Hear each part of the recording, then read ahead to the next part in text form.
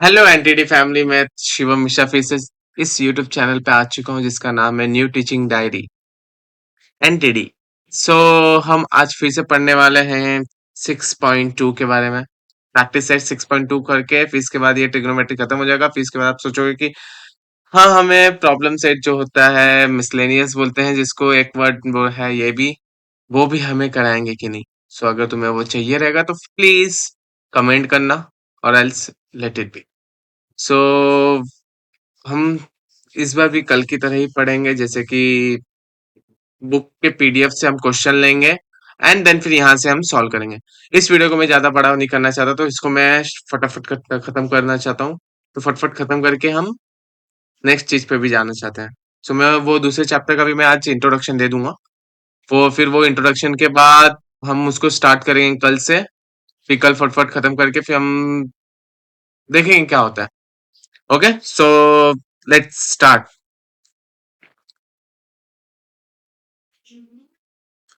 Okay, हमारा ये question है। A person a person is standing at a distance of 80 metre. हम लोगों ने बोला था एप्लीकेशन ऑफ ट्रिग्नोमेट्री पढ़ेंगे, तो हम लोग पहले एक बार कुछ चीज एक्स्ट्रा चीजें हैं जो हमें पढ़नी चाहिए, वो हम पढ़ लेते हैं। एंगल ऑफ इंसिडेंट इंक्लिनेशन, जैसे कि यहाँ पे दिया हुआ है पहले से। यहीं पे मैं एक्सप्लेन कर देता हूँ, उतना चीज लिखवाने से अच्छा। जैसे एप्लीकेशन ऑफ ट्रिग्नोमेट्री, तो यहाँ पे angle of elevation and angle of depression पढ़ेंगे। एंगल ऑफ एलिवेशन मतलब ये होता है कि बेस से हमारा कुछ एंगल बन रहा है अपर साइड में, जो एंटी क्लॉकवाइज घूमेगा, उसी को बोलते हैं एलिवेशन। समझा? ओके। और उसी में अगर मैं बोल दूं मेरा बेस ये है और मेरा एंगल नीचे की तरफ बढ़ रहा है जो कि क्लॉकवाइज घूमेगा, उसको बोलते हैं डिप्रेशन। इसको एक शॉर्ट एक ट्रिक बताओ इसको। स्ट्रेस होते तो इंसान क्या होता है, लो फील करता है, एकदम लो। अरे क्या हो रहा है। सो डिप्रेशन से हमें ये याद करना है कि हमारा जो एंगल बनेगा वो नीचे डाउनवर्ड्स बनेगा। और एलिवेशन, फिर डिप्रेशन के बाद तो एलिवेशन ही है। तो एलिवेशन तो ऊपर एलिवेट करता है। एलिवेट मतलब समझा है, तो ऊपर। सो एलिवेशन समझा, एंगल ये समझा पक्का 100%। ओके, सो हम स्टार्ट कर रहे हैं क्वेश्चन नंबर 1। तो इसको फिर से हम लोग कैप्च कर लेंगे। इसको क्या बोलते हैं, स्क्रीनशॉट, वो कर लेते हैं, कैप्चर करके पेस्ट वही हो। ओके, सो हम स्टार्ट करेंगे इस यहाँ से। सो पहले हम क्वेश्चन को समझेंगे। एक आदमी है जो खड़ा है 80 मीटर के डिस्टेंस से, कहाँ के, चर्च के। तो समझ में आ रहा है। और वो कहाँ देख रहा है, top, top of the church. A person is standing at a distance of 80 meter. It's a person is standing at a distance of 80 meter from the church. Like let's हम लोग एक बार डायग्राम बना ले और मैं वहीं से स्टार्ट भी कर दूंगा। ये हमारा चर्च है, ये यहाँ पर हमारा पर्सन खड़ा है। वो क्या बोल रहा है, वो इस चर्च से कुछ 80 मीटर के दूरी पे खड़ा है। अब वो इस टॉप ऑफ द चर्च को देख रहा है। तो जो एंगल ऑफ एलिवेशन बनेगा, ठीक है, मेरा थोड़ा डायग्राम गंदा है, सो उतना ध्यान मत देना। ओके, एंगल ऑफ एलिवेशन मतलब अपर के साइड डायग्राम बन रहा है, तो ये यहाँ पर बनेगा। एंगल ऑफ एलिवेशन कितना है, 45। ये कौन सा ट्रायंगल बना है, किसी को समझ रहा है? Right angle triangle. पर्सन तो ऐसे ही खड़ा रहेगा ना, और पर्सन नहीं, सॉरी, चर्च। तो क्या ले लो यार, पेंसिल ले लेते, ठीक है, पेंसिल बड़ा है, कुछ छोटी चीज चाहिए मुझे, मिल नहीं रहा, ठीक है। सो मतलब ये पर्सन है, इसका टिप वो यहाँ पे खड़ा है। अब ये जो बनाया है, ये जमीन के साथ वो 90 डिग्री बनाएगा ना यहाँ पे। सो ये 90 डिग्री बना है, यहाँ पे पर्सन खड़ा है। अब वो ऊपर की ओर देख रहा है। जब ऊपर की ओर देख रहा है तो ये फॉर्म क्या होगा, क्या होगा फॉर्म, सॉरी फोन आ गया था। सो ये फॉर्म क्या हो रहा है, 90 डिग्री, 90। ओके, तो ये चीज समझा आपको। ओके, सो मैं इसको नाम दे देता हूं, A B and C. Okay, इसको मैंने नाम दे दिया। इस पर्सन यहाँ पे खड़ा है। अगर हमें ये सब बताना है तो फिर बता सकते हैं। हमें 80 मीटर है, फाइंड क्या करने बोल रहा है, height of the church. Height of the church हम लोग एक्स ले लेते हैं, तो इसको फिर हम सॉल्व करते हैं। आप इस डायग्राम को अच्छे से समझ लेना। सो मैं यहाँ से लिखना शुरू कर रहा हूँ। Let height of the church be x metre. ठीक है, उसको एक्स मीटर ले लिया। हमें हाइट ही फाइंड करना है। अब मेरे को एक चीज बताओ, हमें इस पूरे एक्सरसाइज में यही पढ़ना है। ओए ओए, कौन है ओए ओए? हम है आपके। अपनी गर्लफ्रेंड्स को बोला कि नहीं है, या फिर अपने बॉयफ्रेंड को ओए ओए हम हैं आपके बोल के देखो, बहुत अच्छा लगेगा। उसी में उसको पता भी नहीं चलेगा कि आपने फॉर्मूला याद कर लिया। वैसे दिन भर में बोला करो ओए ओए हमें आपके, तो आपको खुद ही समझ में आएगा कि हाँ ये फॉर्मूला है कहीं तो। सो मुझे बताओ, ऐसा कौन सा, अभी ये सबको पता है कि इधर साइन है, कॉस है, टैन है, कॉसेक है, सेक है एंड कॉट है। ये सब में कौन है जो अपोजिट अपॉन हाइपोटेनस बता रहा है, एडजेसेंट बता रहा है? तो अपोजिट अपॉन एडजेसेंट ये तो बता रहा है। ठीक है, रुको मैं पहले फुल स्क्रीन कर लूं। सॉरी, मैंने फुल स्क्रीन नहीं किया था। सो यहाँ पे अपोजिट अपॉन एडजेसेंट कौन बता रहा है हमें? tan थीटा बता रहा है। सो मैं क्या बोल रहा हूँ, tan theta is equals to opposite. पहले यहाँ पे लिख देना, एक चीज लिखना भूलना मत। हम तो लगा रहे हैं ना ये सब, लेकिन लगा किस में रहे? In right. ठीक है, पूरा लिख लेता हूँ। Angle triangle A B C. Okay, so यहाँ पे लगाना tan theta is equals to opposite upon adjacent which is A B upon B C. ठीक है, हमें tan थीटा का वैल्यू पता है? हाँ पता है, 45। मैंने क्या बोला था, थीटा क्या बताता है? थीटा क्या बताता है? थीटा में एंगल बताता है। ठीक है, तो हमारा एंगल ये लिया जा रहा है। मैं इस एंगल के पॉइंट ऑफ व्यू से इसका अपोजिट देख रहा हूँ, इसी का एडजेसेंट देख रहा हूँ। सो tan थीटा का ये अपोजिट अपॉन एडजेसेंट, अपोजिट इसका ए बी है और एडजेसेंट हमारा बी सी है। tan 45 ए बी कितना है फाइंड करना है, जिसको हम लोग ने एक्स लिया है, और बी सी हमें पता ही है 80 है। अब मुझे बताओ ट्रिग्नोमेट्रिक टेबल के हिसाब से tan 45 होता कितना है? जल्दी बोलो, बोलो बोलो बोलो बोलो। tan 45 कितना होता है? tan 30 कितना होता है? 1/√3। तो ऊपर वाला नीचे आ जाएगा, 30 के बाद 45 आता है। सो 1 इक्वल्स टू एक्स। यही है ना? 30 क्या है? 1/√3। 45 1 60√3। और ये हमें पता है, ये 0 1 0 1 0 0 1 0 1 0 एंड डी, ये चीज पता ही है, पता है ना? सो हमें 45 चाहिए। 45 हमारा क्या है? 1 है। 1 है, एक्स अपॉन 80। एक्स की वैल्यू क्या आ गई? ये अगर यहाँ चले जाएगा तो 1 × 80 कितना होता है?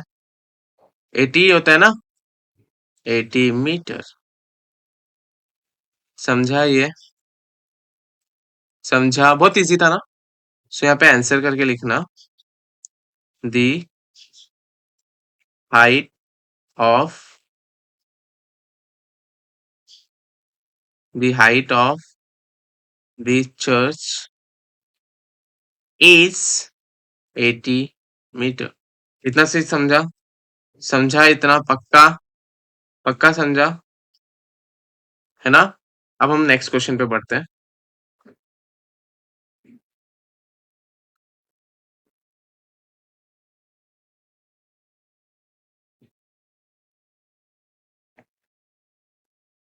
ओके, सो मैं नेक्स्ट क्वेश्चन को यहाँ से कैप्चर कर लेता हूँ। ये भी बहुत इजी है, बहुत इजी है। So I am pasting here. Okay, so पहले हम क्वेश्चन को समझेंगे, फिर उसके बाद जो करना है करेंगे।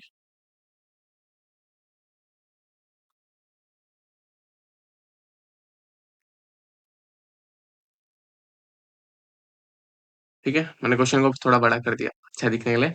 So from top of the lighthouse, from top of the light house an observer looking at a ship makes angle of depression. Angle of depression, अभी कोई एक आदमी खड़ा है, समझ लो सूरज खड़ा है ऊपर। सूरज ऊपर, अब सूरज तो सूरज ऊपर ही रहता है, बट यहाँ सूरज नहीं लेंगे हम, कुछ और लेते हैं नाम, जो कॉमन नाम हो। ठीक है, एक लड़की का या फिर लड़के का, किसका नाम ले? अ, ठीक है, मैं मेरा ही नाम ले लेता हूँ। शिवम ऊपर खड़ा है। ठीक है, किसके ऊपर खड़ा है? लाइट हाउस के ऊपर खड़ा है शिवम। वो है ना, नीचे की ओर देख रहा है, और नीचे की ओर देख रहा है कि भाई light observer looking at a ship makes an angle of depression 60 degree. मतलब वो यहीं पे एक लाइट हाउस है, उस यहाँ से खड़ा है। एक पर्सन है, एक बोट है जिसको वो देख रहा है, वो पानी के अंदर जा रहा है। ठीक है, तो ये थोड़ा ऊपर बन जा रहा है। वो यहाँ पे कहीं पे है, और जब एंगल ऑफ डिप्रेशन बन रहा है, वो कितना बना रहा है? 60। एंगल ऑफ डिप्रेशन कितना बना रहा है? एंगल ऑफ डिप्रेशन तो नीचे की ओर रहता है, तो हमारा एंगल ऑफ डिप्रेशन तो यहाँ बनना चाहिए। बनेगा यहीं पे, दिखा रहा हूँ। ठीक है, यहाँ पे है, एंगल ऑफ डिप्रेशन यहाँ बना। ये अल्टरनेट डिग्री होगा। Alternate angles are congruent. Alternate angle मतलब क्या होता है कि जो जेड फॉर्म करता है, उसका ये एंगल सेम होता है। जैसे ये 1 है तो ये भी 1 रहेगा। ठीक है, यही हुआ यहाँ पे। 960 है, ये सबको पता है कि 90 रहेगा। इसका मैंने नाम दे दिया P Q R. P Q will be the lighthouse. If the height of the lighthouse is 90 metre, अगर 90 मीटर का हाइट है, तो उसने पूछा है कि how the ship is, okay, कितना दूर है ये शिप ये लाइट हाउस से, इसका मतलब ये पूछ रहा है। ठीक है, हम स्टार्ट करते हैं। ओके, और एक √3 का वैल्यू पहले से गिवन है, तो ये इसका यूज होगा। सो सॉल्यूशन हमारा यहाँ से शुरू होगा। ये डायग्राम बनाना कंपलसरी है, तो यहाँ लिखेंगे let the distance of lighthouse from the ship be x metre. कितना समझा? कितना समझा? अब हम बोलेंगे कि in right angle triangle P Q R. So P Q R है, तो मुझे एक चीज बताओ कि कौन सा ऐसा है जो ओए ओए में अपोजिट पर एडजेसेंट tan ही बनाता है। tan और कॉट, जो अपोजिट अपन एडजेसेंट, एडजेसेंट अपन अपोजिट होता है। सो मैं tan को लेके चलूंगा, कॉट को भी लेके चलोगे तो भी आंसर सेम आएगा। ठीक है, tan theta equals to opposite upon adjacent, जिसको बोलते हैं ओए ओए हम है आपके, तो ओ अपन है, equals to P Q upon Q R. यहाँ पे थीटा कौन सा लिया हम लोगों ने? ये लिया है ना, ये कभी मत भूलना, हम इस थीटा के साथ ही चलेंगे जो ट्रायंगल के अंदर बनेगा, इस थीटा के साथ नहीं चलेंगे। सो ये यहाँ से, ये इसका अपोजिट ये है, ये उसका एडजेसेंट है। ठीक है, अपोजिट का वैल्यू हमें, थीटा का वैल्यू कितना है? 60 है। अपोजिट कितना है? 90 है, और एक्स है एडजेसेंट।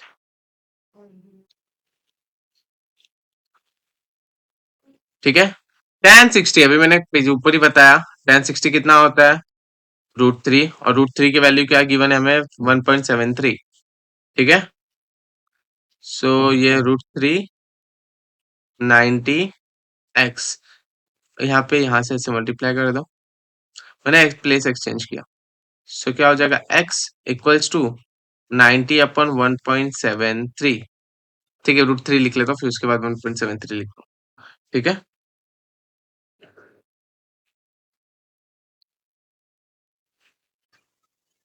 ठीक है, इतना समझा? पक्का इतना समझा? 100% समझा? अब मैं इस √3 को हटाने के लिए कुछ तो कुछ करूंगा।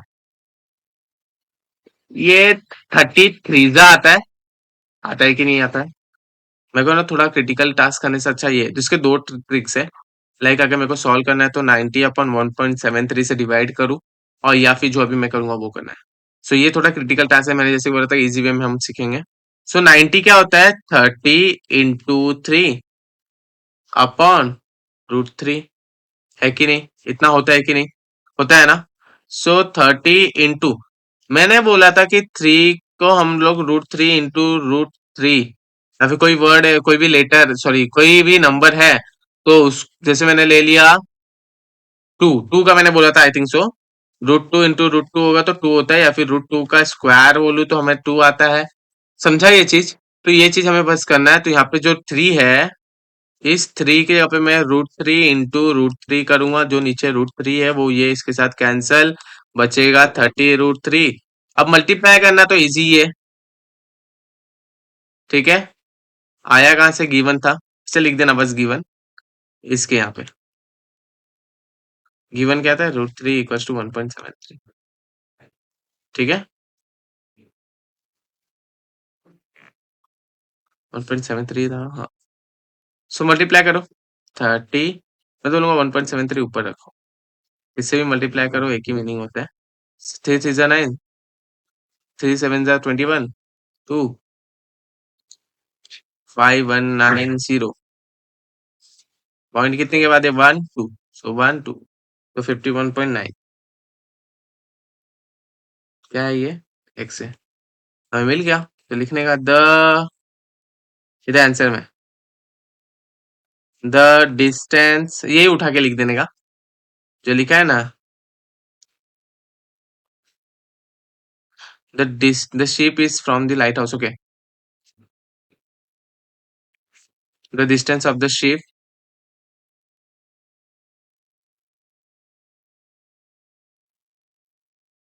Is from the lighthouse is 51.9 metre, ठीक है। यहाँ से लिया। इतना समझा? इतना समझा? पक्का समझा इतना? देख लो एक बार, समझाइए। बहुत इजी था। क्वेश्चन नंबर 2 यहाँ पे खत्म हुआ हमारा। अब क्वेश्चन नंबर 3 की ओर बढ़ रहे हैं हम, इसको कैप्चर करूंगा मैं, ठीक है। यहाँ पेस्ट कर रहा हूँ मैं। वो ऊपर के नहीं, ये अपने पार्ट थोड़ा निगलेक्ट कर देना।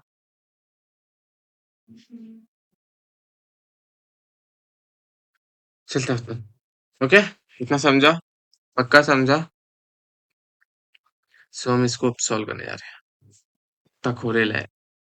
सो बच्चों यहाँ पे इसको ध्यान देना जरा, बहुत इजी है, बहुत इजी। इसका डायग्राम हम देखेंगे, डायग्राम में सब कुछ समझ में आ जाए, पहले क्वेश्चन को हम समझते हैं, ठीक है। Two buildings are facing each other, two buildings are facing each other,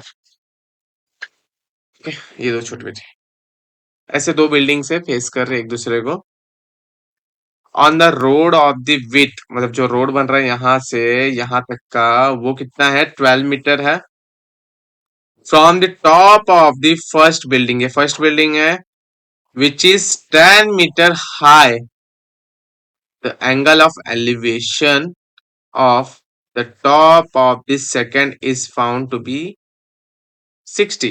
सो कैसे बनेगा हमारा? यहाँ से जो ऐसे जाएगा वो ये 10 रहेगा, और ये 10 होएगा, और जो एलिवेशन है ये कितना है? कितना है? 60 है। समझे? समझा ना?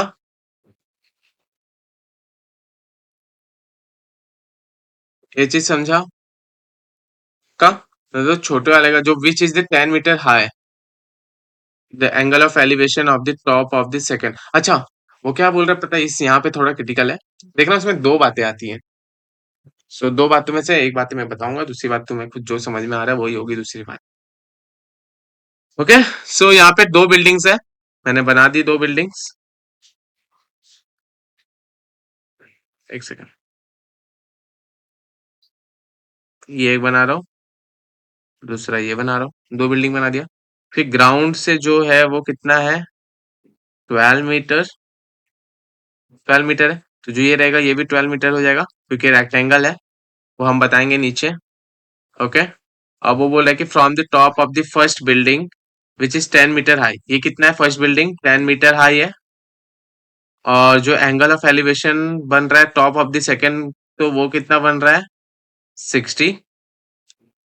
समझा बातें? वो क्या बोल रहा है कि जो फर्स्ट वाली बिल्डिंग है वो 10 मीटर हाई है, वो क्या देख रहा है ऊपर, top of the second building, जो एंगल का एंगल ऑफ एलिवेशन बन रहा है वो 60 एलिवेशन एंगल बनता है एंटी क्लॉकवाइज ऐसे बनेगा, ना कि ऐसे बनेगा। ठीक है, जैसे ऊपर की ओर मैंने बताया था, ये एंगल ऑफ डिस्पर्शन बना था, डिप्रेशन बना था। तो डिप्रेशन यहाँ से अल्टरनेट एंगल के थ्रू यहाँ पे 060 आ गया था, मैंने ऊपर एक्सप्लेन किया था। ओके, ये 10 है तो ये कितना होगा 10, क्योंकि रेक्टेंगल है ये। सो इसको मैं नाम दे देता हूँ A B C D E. Okay, ये 10, ये 12, ये 12 फाइंड क्या करना है, what is the height of the second building, मतलब उसको क्या पता करना है, ये पूरे सेकंड बिल्डिंग का हाइट कितना है। ठीक है, इसको हम मानेंगे x। क्या मानेंगे, x नहीं मानेंगे। x क्यों मानेंगे, पहले से 10 तो गिवन है ना, तो x हमें सिर्फ इसको मानना है।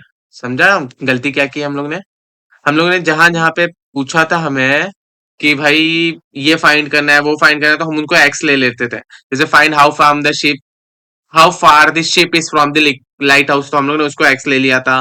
फिर ऊपर भी हमें जो पूछा था कि find the height of the church, तो हाइट ऑफ चर्च को हमने एक्स ले लिया था। बट यहाँ पे क्या पूछ रहा है उसने, height of the second building पूछ रहा है ना, तो उसको हम एक्स नहीं लेंगे, क्योंकि हमें उसका आधा पहले से गिवन है। आधा मतलब इतना पार्ट हमें जो है वो 10 गिवन है, तो हमें सिर्फ ऊपर वाला पार्ट फाइंड करने का जो एक्स है, फिर पूरे को हम लोग ऐड कर देंगे तो हमें कितना मिल जाएगा, पूरे बिल्डिंग की हाइट। तो हम लोग ने एक्स ले लिया, ले लिया एक्स। बताना है तो बता दो, नहीं बताना तो डायरेक्ट भी लिख सकते हो, क्योंकि हम लोग डायग्राम में तो बता ही दिया है। तो लिख लेते हैं हम लोग भी। सो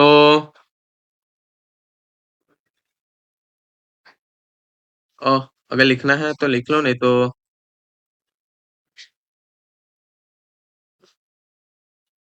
ऐसे लिख दो, let A C and E D be the two buildings where ED is equals to 10 meter and AC is equals to AB plus BC, AB plus BC। Okay, okay, फिर इसके बाद हमें बताना है therefore let AB be the x meter, let AB be the x meter, let AB be x meter, बस इतना ही ना। ठीक है, अब बड़ा लिखने की जरूरत नहीं है, बस हो गया। ओके, इतना समझा। हमें ये बताना है कि जो ई डी सी बी या फिर B C D E quadrilateral B C D E, B C D is a rectangle. ठीक है, रेक्टेंगल ही है ना वो। देयरफॉर देयरफॉर ए बी या फिर BE, BE is equals to C D is equals to 12 metre, ED is equals to BC, ED is equals to BC is equals to 10 metre. ये दोनों का एक ही साथ लिखना, बट ऐसे मत लिखना, अलग अलग लिखना। Property of rectangle, opposite sides are congruent, same चीज यहाँ पे भी वही आएगा। ओके, इतना समझा, इतना समझा, ये हमें मिल गया। अब इन राइट एंगल ट्राइंगल लिख लेते हैं,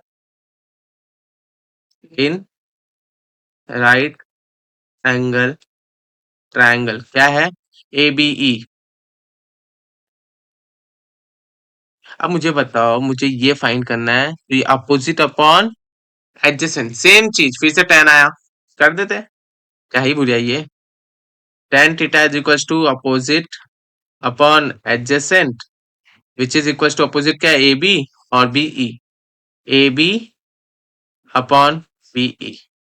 थीटा क्या है हमारा 60 है, तो ले लो tan 60 इक्वल्स टू अपोजिट,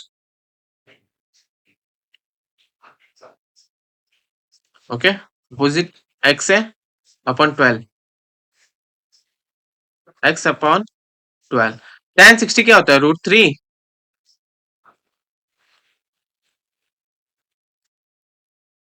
ठीक है। ये 12 उधर जाएगा तो क्या हो जाएगा, x is equal to 12 into, ठीक है मैं ऐसे लिख देता हूँ, अच्छा लिखेगा वो, 12 इंटू √3। ये x की वैल्यू हमें मिल गई है, ये मीटर में है, हमें x की वैल्यू मिल गई है, मीटर में है, तो हाइट क्या होगा, so height of, therefore height of क्या, second building is equal to A B plus B C. A B कितना है, ए बी हमें मिला है और बी सी 10 है, ए बी ये हमारा ए बी है ना, यहाँ पे लिख दो ना ऐसे, A B is equal to x is equal to 12 √3 m, so ये 12 √3 प्लस 10, यहीं पे हमारा आंसर खत्म होता है, ठीक है। ये चीज समझा, पक्का समझा, पक्का 100%। therefore the h कैपिटल नहीं होना चाहिए,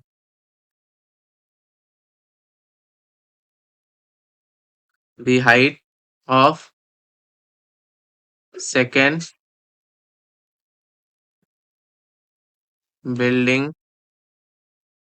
is 12 √3 plus 10 मीटर, समझा, ये आंसर में आएगा। इतना चीज समझा, पक्का समझा ये, चाहिए रहेगा तो फिर से एक एक दो दो बार ऐसे देख लिया करो वीडियो ये, और ये बहुत इंपॉर्टेंट एक्सरसाइज है, लिटरली बोल रहा हूँ बहुत इंपॉर्टेंट एक्सरसाइज है ये।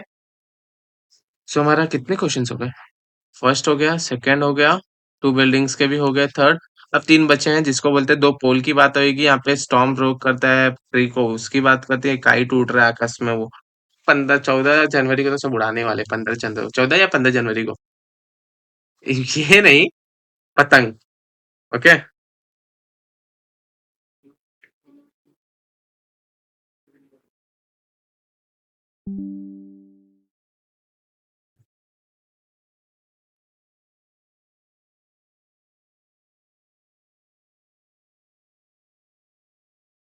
ठीक है, हम ये फिर से करते हैं, अब आगे आगे बढ़ते हैं। हम लोग के पास दो पोल है जिसकी हाइट है, फिर से ले लेते हैं पेंसिल, ठीक है एक पेंसिल गिर गई।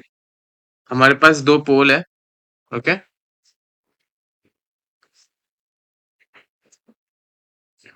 दो पोल है ऐसे, एक का हाइट कितना दिया है, 18 मीटर दिया है, सॉरी, और एक का 7 मीटर दिया है, are erected on a ground, the length of the wire fasten at the top of the 22 metre from this, like यहाँ से एक है ना, ऐसा वो जा रहा है, मैं नीचे का तो ग्राउंड नहीं बना पा रहा हूँ, सो ये ऊपर का ही बना देता हूँ। सो ये एक रस्सी है जो यहाँ से ऐसे जा रही है, इसका साइज कितना दिया है, 22 मीटर दिया है, तो उसने क्या पूछा, find the angle made by the wire with the horizontal, तो इस यहाँ से एक जो ऐसे 90 डिग्री ये बनेगा, ठीक है हम लोग एक बना देते हैं, ठीक है ऐसे, ऐसा कुछ डायग्राम बनेगा, ओके, ऐसा कुछ डायग्राम बन रहा है, नीचे वो रहेगा, ओके। सो इसमें जो ये एंगल बनेगा ना, ये वाला, वो एंगल के बारे में वो पूछ रहे हैं, ओके। सो वो एंगल के बारे में हम बता देंगे इनको कि क्या आता है, भैया देख लो। सो हम डायग्राम बना लेते हैं, हमारे पास दो क्या है, पोल्स है, ग्राउंड है यहाँ पे, ये इसके इक्वल रहेगा, तो नीचे वाला रेक्टेंगल बना रहा है, एक रोप है जो यहाँ से यहाँ जा रहा है, वो रोप की साइज है 22, ये पूरा 18 है, ये पूरा 7 है, मीटर में है। भाई यूनिट डालना भूलना मत, क्योंकि ये यूनिट बहुत नेसेसरी है, तो यूनिट डालना भूलना मत, हम फिर इसके बाद आगे बढ़ते हैं। ये हमारा अपर जो बना है वो राइट एंगल ट्रायंगल बना है, इसको नेम दे देते हैं हम लोग, X Y Z W P. ठीक है, बस मैंने रैंडमली दे दिया, X Y Z W P दे दिया मैंने। ठीक है, ओके। सो हम आगे बढ़ते हैं। हमें जो फाइंड करना है वो थीटा है, तो उसको थीटा बस लिख लेते हैं। यहाँ पे लेट वगैरह कुछ करने की जरूरत नहीं है। ठीक है, तो यहाँ लेट करने की कोई भी जरूरत नहीं है, डायरेक्ट हम आगे बढ़ते हैं इसमें। इसमें हम ये बताते हैं कि भाई हाइट ऑफ ये जो है ये इतना है और ये इतना है, और नीचे वाला पार्ट जो है ये जो रंग रहा हूं मैं, रंग रहा हूं मतलब वही रंग लगा दे रे, वो वाला रंग नहीं है भैया, ये कलर कर रहा हूं बस। ओके। तो ये चीज मैंने कर दिया। अब मुझे ये बताना है कि वाई से ब्लू जो है वो राइट एंगल, वो हमारा रेक्टेंगल है।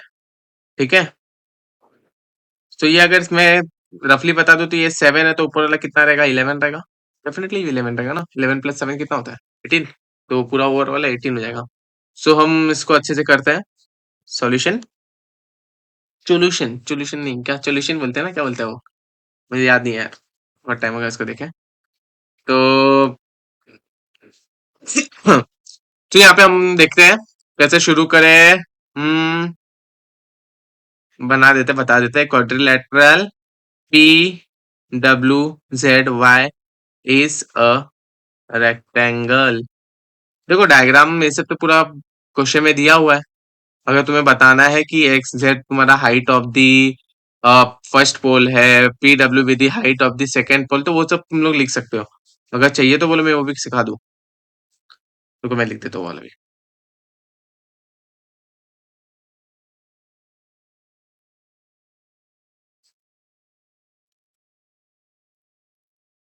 अच्छा, 5 से 6।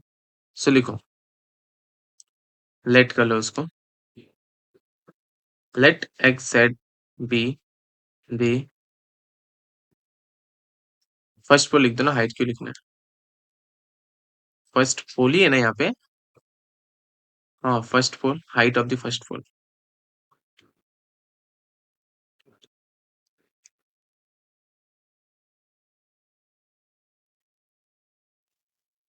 which is, and PW be the height of the second pole.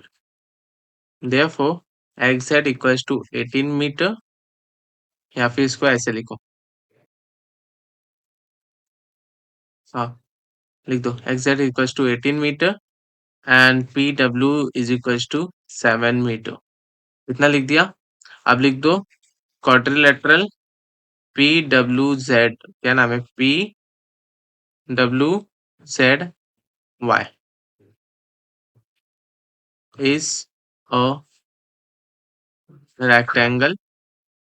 Therefore, PW equals to YZ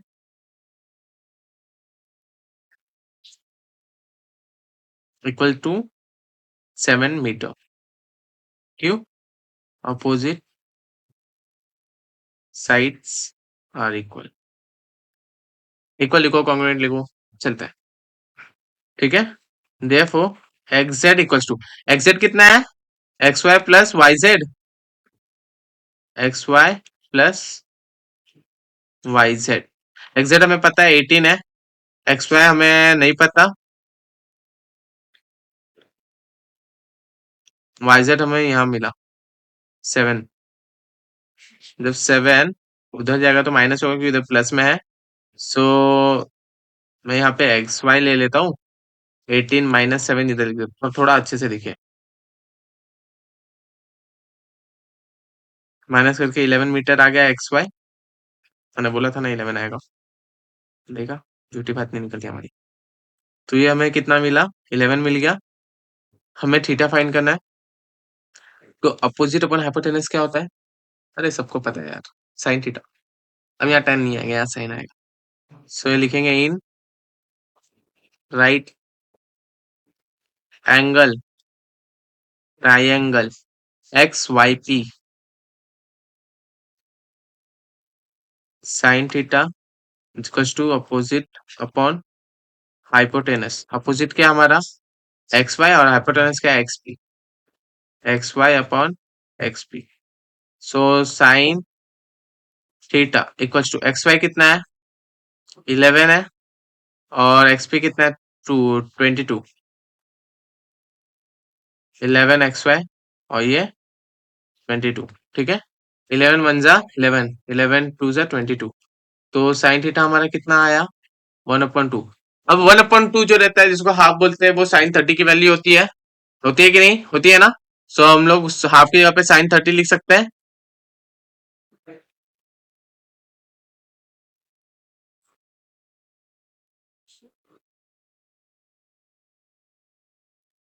ठीक है। जिसको हम लिखना रहेगा ऐसे लिख सकते हैं, ओके। अब देखो साइन साइन थीटा थीटा का कंपेयर करें तो थीटा की वैल्यू क्या आ गई हमारी 30, यही हमें पूछा था। तो क्या पूछा था यहाँ पे हमें, find the angle made by the wire with the horizontal. तो लिखने का the angle of wire made made with the क्या क्या मेड बाय की made with by the wire, the angle made by the wire with the horizontal, okay. The angle of, ठीक है मैं मेरे ओन वर्ड्स में लिखता हूँ, द एंगल उसी की तरह लिख देता हूँ जो लिखा है वहां पे मेड, ठीक है। The angle made by the wire with the horizontal भी, अच्छा बी नहीं है इस आएगा, हॉरिजॉन्टल इज 30 डिग्री, कितना इज 30 डिग्री, ठीक है। मिल गया, ये हमारा आंसर है, देयरफॉर करके बताना, ये आंसर लिखना भूलना मत, ओके। सो यहाँ पे हमारा खत्म हो रहा है क्वेश्चन नंबर 4। अब हम बढ़ रहे हैं क्वेश्चन नंबर,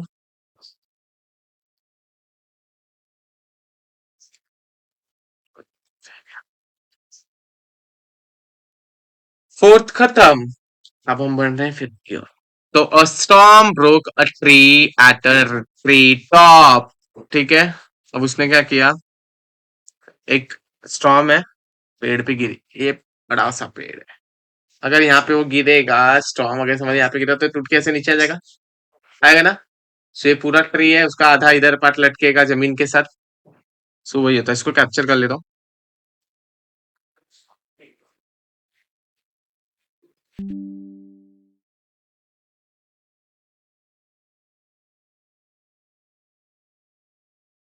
तो हम डायग्राम बना लेते हैं, जैसे कि एक ट्री है, ठीक है। ये ट्री है, मैं इस ट्री का नाम दे रहा हूँ and B, A and B the tree. अब यहाँ पे ना भाई बिजली आई और ऐसे आते आते ऐसे ऐसे आते आते यहाँ पे गिर गई, और जब यहाँ पे गिरी तो यहाँ से वो पेड़ टूट गया, और जब टूटा तो वो जमीन के साथ ऐसा बना, ठीक है। ये जमीन है, ऐसा बन गया। अब जो वो क्या बोल रहा है कि जब वो टूटा ना, तो टूटा तो वो इस पेड़ के, देखो यहाँ पे अ storm broke a tree at a tree top rested at 20 meter from the base of the tree, 20 meter from the base of the tree, making an angle 60। यहाँ पे एलिवेशन कुछ बना है कुछ बोला है नहीं बोला, बस उसने बोला हॉरिजॉन्टल से बन रहा है, हॉरिजॉन्टल तो यही है, हॉरिजॉन्टल से बन रहा है। Find the height of the tree, height इसका पूछा है, मतलब ये पूरा जो है वो क्या है पूछा है, ये मैंने सी यहाँ पे ले लिया और यहाँ पे मैंने एक्स ले लिया जहां से टूटा था वो, ओके। तो यहाँ लिख देते हैं हम लोग, स्टार्ट करते हैं अपने सॉल्यूशन पहले। Let A B the, okay, AB be the height of the tree, okay, AB be the height of the tree, got it। अब वो स्टॉर्म से ब्रेक हो रहा है, नीचे आ रहा है ना, सिंपल से लगा दो डायरेक्ट, हमें इसको x लेना पड़ेगा, ठीक है। इसको x ले लिया, इसको जब x लोगे तो ही जाके ये सब मिलेगा वैल्यू, ठीक है। वो एंगल 60 बना रहा है, वो ब्रोक कर रहा है, वो सब अगर तुम्हें लिखना है तो तुम लिख सकते हो, और नहीं भी कर रहे तो भी चलेगा। बस इतना याद रखना कि अगर मैं बोलूँ सो ए ये इसके बराबर रहेगा। ठीक है, ये थोड़ा और ऊपर ले लेता हूँ फिर। ठीक है, ये चीज समझा, ये जितना बड़ा रहेगा उतना बड़ा ये भी रहेगा, क्योंकि वो उसी का आधा पार्ट है जो गिरा है, जमीन को टच हो रहा है। ओके, सो ये एक्स थोड़ा हटा देता हूँ मैं, क्योंकि एक एक्स लिया ही है हम लोग ने, तो इसको एम ले लेता हूँ। एम भी नहीं, एम मीटर से आ जाएगा। सी पहले से है, डी ले लेता हूँ। ठीक है, डी ले लिया। अब मेरे को बताओ जरा, इसके अपोजिट और एडजेसेंट से क्या मिलता है? हमें हाइट तो कुछ भी नहीं पता है। हाइट पता नहीं है, मतलब ये फाइंड करना है, ये फाइंड करना है, फिर ये फाइंड करना रहेगा, क्योंकि ये फाइंड होगा तो ही जाके ऊपर वाला पार्ट मिलेगा, फिर इधर से तो एक्स है तो ये मिल ही जाएगा। तो यहाँ पे लिखने का लेट डी बी, सॉरी,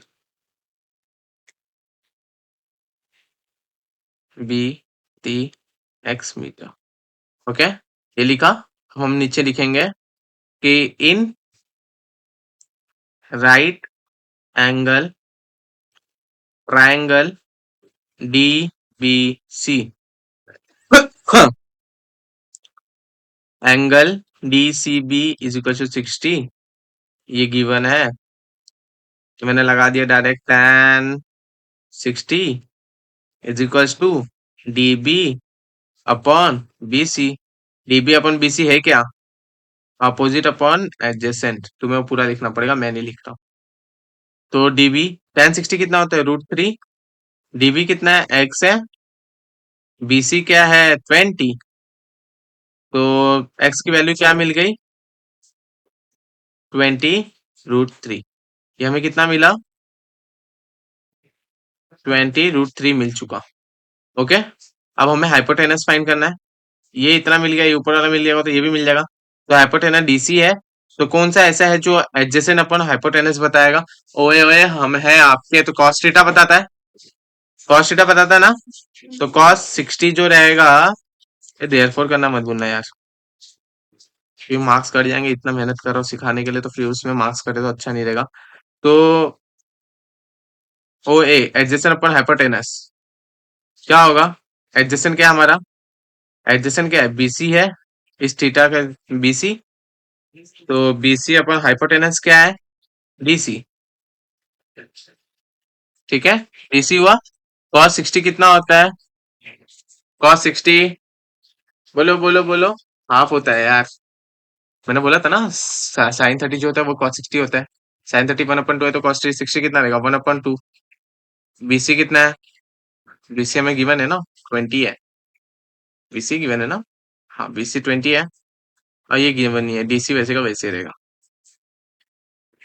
देखो मैं एक चीज बताऊं, अगर हमें ये एक्स नहीं भी मानना रहेगा ना, तो भी चलेगा।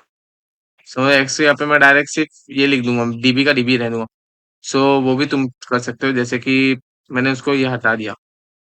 ठीक है, ये हटा दिया। अब इन राइट एंगल ट्रायंगल लगाया, डीबी को डीबी रह दूंगा, एक्स यहाँ पे डीबी रखूंगा, ताकि और अच्छे से समझे। तो ये डीबी हमें मिल गया था यहाँ से, डीबी मिल चुका था। अब यहाँ से हमें डीसी मिल रहा है, डीसी एक्स क्रॉस मल्टीप्लाई होगा एक्चुअली में यहाँ पे। सो डीसी इंटू 1, 20 इंटू 2। सो डीसी कितना हो जाएगा, 20, डीसी इंटू 1, डीसी होता है 20, ये 40 हो जाएगा, 40 मीटर। 40 मीटर होगा कि नहीं होगा, होगा, होगा ना। अब जहाँ पे वो ब्रोक हुआ था ये 40 आया, सो ये भी कितना होगा, 40। 40 होगा ना, तो बताना होगा। AD is equal to DC, AD is equal to DC is equal to 40 metre. इसको लिख सकते हो गिवन। ठीक है, गिवन लिख सकते हो, या फिर उसमें लिख सकते हो ब्रोकन वो सब है, वैसे वैसे लिख सकते हो। ओके, सो देयरफॉर हमारा हाइट क्या, height of the tree is equal to, like पहले लिख सकते हैं ऐसे, A B is equals to, A B is equals to A D plus D B, A D plus D B. इसको क्या लिख सकते हैं, एक लाइन में है वो, इसलिए ऐसे ऐसे लिख सकते हैं। सो ए बी हमें फाइंड करना है, ए डी हमारा कितना है, ये डीबी क्यों आया था? एडी हमारा 40 है। एडी हमारा कितना आया था यहाँ पे? 40। और डीबी कितना है? डीबी हमारा 20√3 है। यही हमारा आंसर है। अब उसमें से 20 कॉमन निकालो, मत निकालो, एक ही मतलब है तो लिखने का। Therefore the height of the tree is 40 plus 20√3 metre. इतना समझा? इतना से समझा? अभी जो वैल्यू चाहिए हम लोग यहाँ से भी डायरेक्ट ले सकते हैं। जैसे कि इसको इक्वेशन 1 दे दिया मैंने और इसको इक्वेशन 2 दे दिया। तो इसको यहाँ पे तुम रीजन लिख सकते हो कि वैल्यू जो पुट किया हम लोग ने फ्रॉम 1 एंड 2 से आया। ठीक है, इसी समझा? पक्का समझा? 100% समझा? सो यहाँ पे हमारा क्वेश्चन नंबर 5 खत्म हो रहा है। ओके, क्वेश्चन नंबर 5 खत्म। क्वेश्चन नंबर 6 की बारी आ रही है। ठीक है,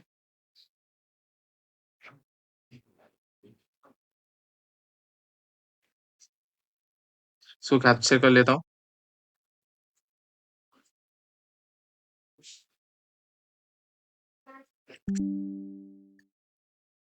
करने के लिए आएगा, सो ध्यान से करना।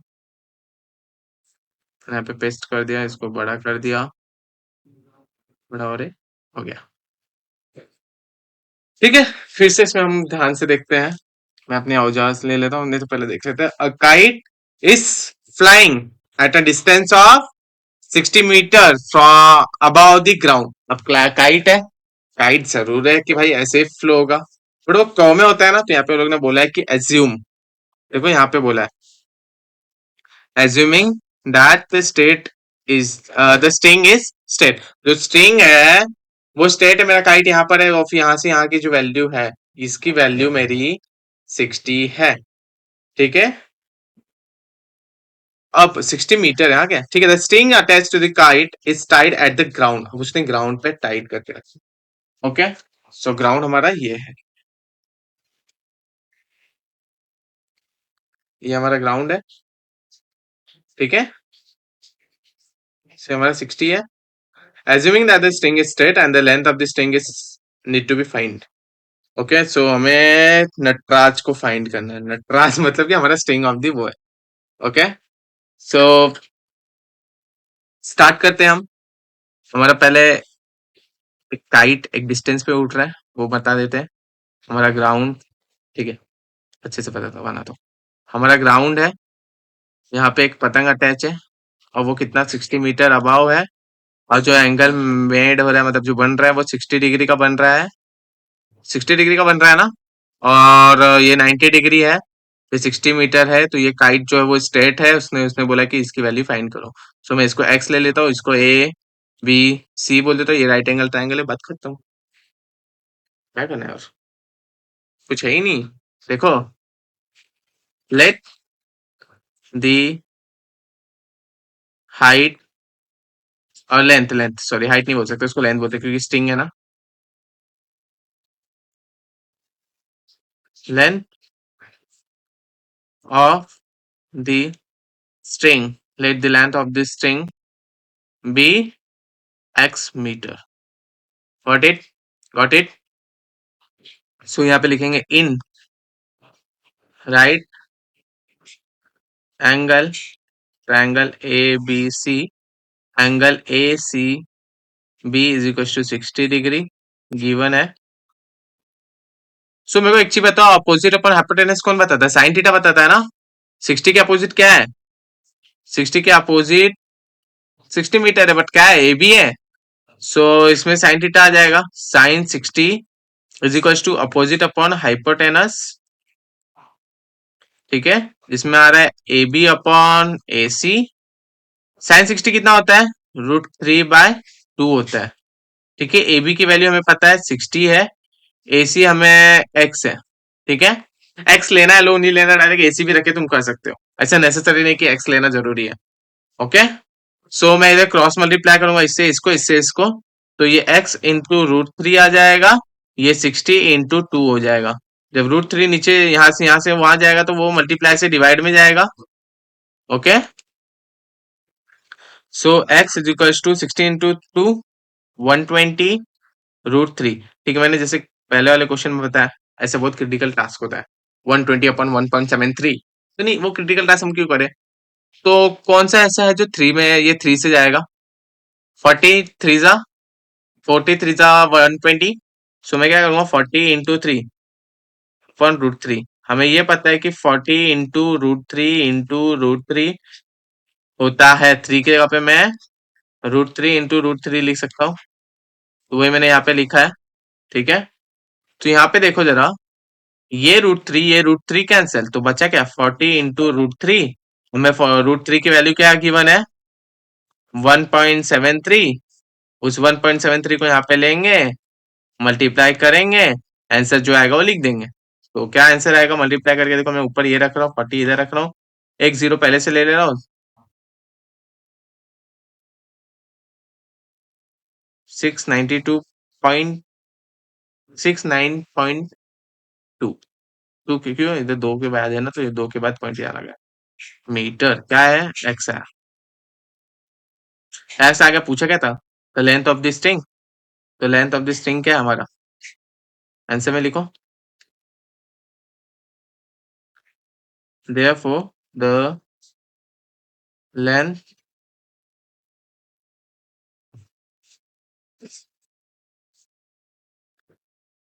of the string is 69.2 metre. Easy था, इजी था, वो था, इजी था, एकदम आराम से हो चुका। कौन सा क्वेश्चन हुआ हमारा, कौन सा हुआ? अरे बच्चों, लास्ट वाला क्वेश्चन हुआ यार, थोड़ा बुक में भी ध्यान दे दिए करो। तो हमारा 6.2 यहीं पे खत्म होता है बच्चों।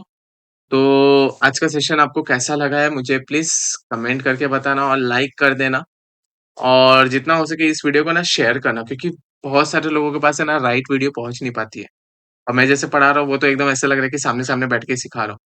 तो और सामने सामने बैठ के मतलब आपको सिर्फ एक एक मैसेज करना है। अगर कुछ भी मैसेज डाउट कुछ आ रहा है, तुरंत मैसेज करो तो या फिर कमेंट करो, तुरंत आपको रिप्लाई मिलेगा। ऐसा तो नहीं है कि नहीं मिलेगा। देख के करके देखो, खुद ही समझ में आ जाएगा कि रिप्लाई कितने सेकंड में, कितने मिनट में आ रहा है। ओके, सो इस वीडियो को जितना हो सके उतना शेयर करना उन लोगों तक जिनको, जो क्लास लगा नहीं पाते आज। और यार पता है, गरीबी में मतलब ऐसा रहता है कि क्लास भी लगाने के, बोलते हैं ना ऐसे, फाड़ू लैंग्वेज होते हैं, वांदे हो जाते हैं। तो उस चीज से हमें बोलते हैं ना, इतना बोलूंगा कि जितना हो सके बस इस वीडियो को शेयर करो, उन तक पहुंचाओ कि जिनको जरूरी मतलब रियल में नीडेड है। तो वो लोग कैसे, वो लोग फ्री में भी पढ़ सकते हैं, वो लोग फ्री का लाभ उठा सकते हैं। और इस वीडियो में तो डेफिनेटली बहुत इजी वे में मैंने एक्सप्लेन किया है, जितना भी है इसको बहुत सारे वैसे सॉल्व भी कर सकते हैं हम। सिर्फ नेसेसरी नहीं है कि बस एक ही मेथड है, उसमें मल्टीपल मेथड, मतलब थोड़ा सा चेंजेस और कुछ नहीं। तो मैं अलविदा चाहता हूँ। अब नेक्स्ट वीडियो में हम लोग पढ़ेंगे, जो पढ़ेंगे वो कमेंट कर देना, नहीं तो मैं अपने से ही देख के खुद ही बता दूंगा।